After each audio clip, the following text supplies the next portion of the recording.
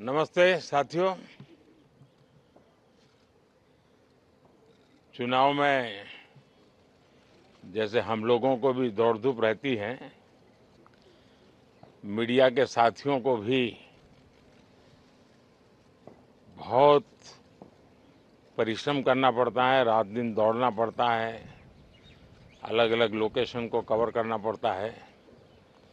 तो आप लोगों ने भी बहुत कष्ट उठाया है।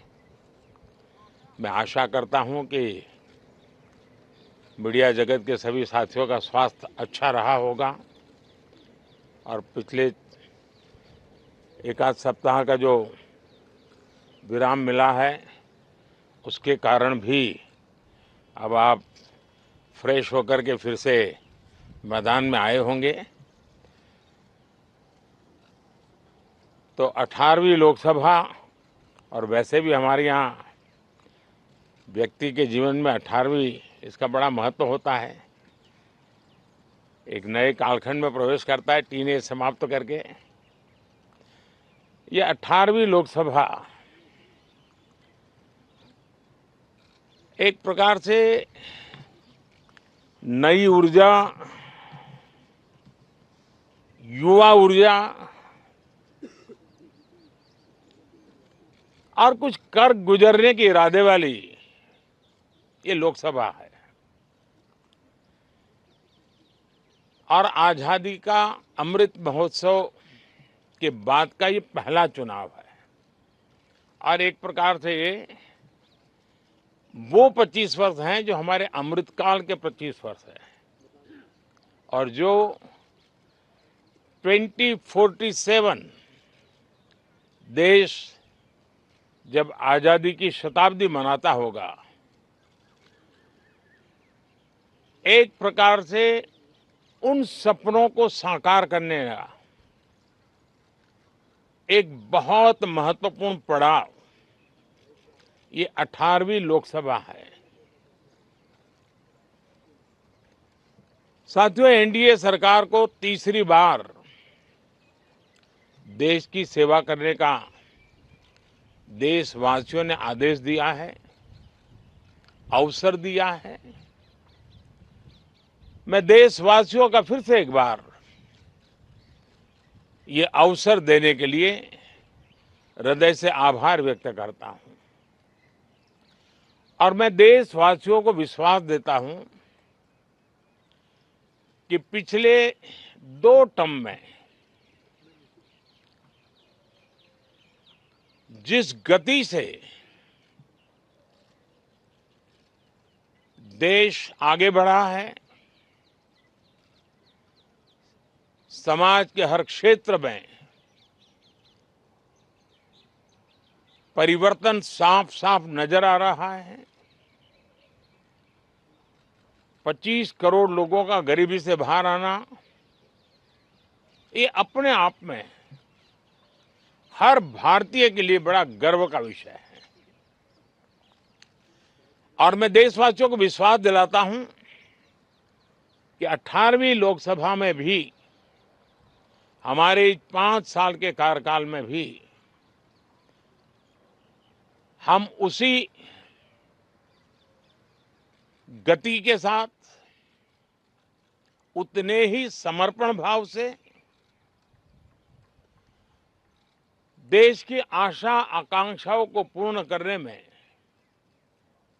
कोई कमी नहीं रखेंगे। आज सुबह एनडीए की मीटिंग हुई थी। एनडीए के सभी साथियों ने मुझे फिर से एक बार इस दायित्व के लिए पसंद किया है, और सभी एनडीए के साथियों ने राष्ट्रपति जी को इसकी जानकारी दी। और राष्ट्रपति जी ने मुझे अभी बुलाया था और मुझे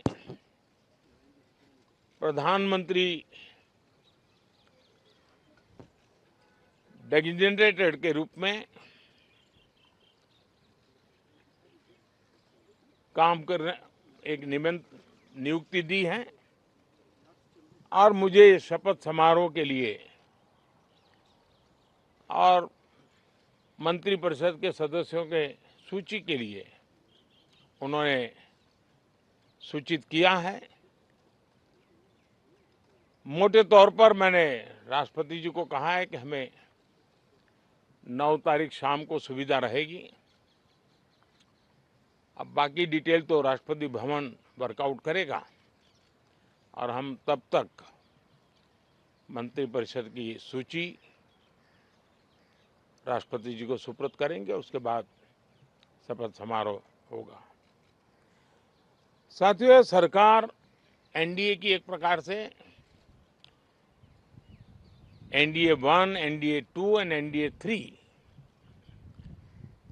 ये एक निरंतरता है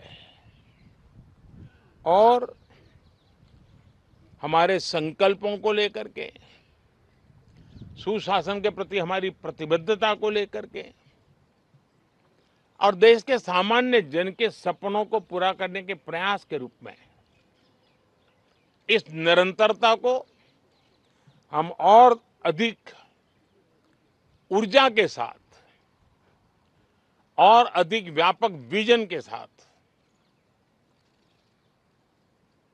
आगे बढ़ाएंगे और समय सीमा में लक्ष्यों को प्राप्त करने का हमारा प्रयास रहेगा। 2014 में मैं बहुत नया था। मुझे अब एक लंबे समय तक इस कार्य का अनुभव मिला है, हमारी टीम को अनुभव मिला है और इसलिए हमारे लिए अब तुरंत ही काम को आगे बढ़ाना बहुत ही सरल रहने वाला है और इस अनुभव का लाभ भी देश की सेवा करने में मिलने वाला है। इन 10 साल के कार्यकाल के दरमियान भारत की वैश्विक जो छवि बनी है, दुनिया के लिए एक विश्व बंधु के रूप में भारत उभरा है, इसका मैक्सिमम एडवांटेज अब शुरू हो रहा है और मुझे पक्का विश्वास है ये 5 वर्ष वैश्विक परिवेश में भी भारत के लिए बहुत उपयोगी होने वाले हैं। दुनिया अनेक संकटों से गुजर रही है, अनेक तनावों से गुजर रही है, अनेक आपदाओं से गुजर रही है। ऐसी विकट परिस्थिति दुनिया ने बहुत लंबे अरसे के बाद देखी है। हर देश इन सारी समस्याओं के बीच अपने आप को बचाए रखना, बढ़ाते रहना, चुनौतियों का डगर डगर पे सामना कर रहा है। हम भारत वाले लोग, हम भारतवासी खुद नसीब हैं कि इतने बड़े संकटों के बावजूद भी हम आज विश्व की सबसे तेज गति से बढ़ने वाली इकोनॉमी के रूप में जाने गए हैं। ग्रोथ के विषय में भी दुनिया में हमारी वाहवाही हो रही है। अब एक स्टेबल गवर्नमेंट मिलने के कारण और परिचित व्यवस्था और नेतृत्व मिलने के कारण दुनिया का भारत के प्रति रुझान, भारत के प्रति उनका आना बहुत तेज गति से होने वाला है और मुझे विश्वास है कि देश के सभी राज्यों को इसका लाभ मिलेगा। देश की युवा पीढ़ी को सबसे ज्यादा लाभ मिलेगा। विकास के नए ऊंचाइयों को छूने में एक वैश्विक भागीदारी का वातावरण आने वाले 5 साल में बनने वाला है। तो इसी संकल्पों और आदर्शों के साथ हम आगे बढ़ेंगे। मैं राष्ट्रपति जी का हृदय से आभार व्यक्त करता हूं कि एक बहुत बड़े महत्वपूर्ण दायित्व के लिए उन्होंने मुझे निमंत्रित किया है। आप सबका भी दोस्तों बहुत बहुत धन्यवाद। Thank you.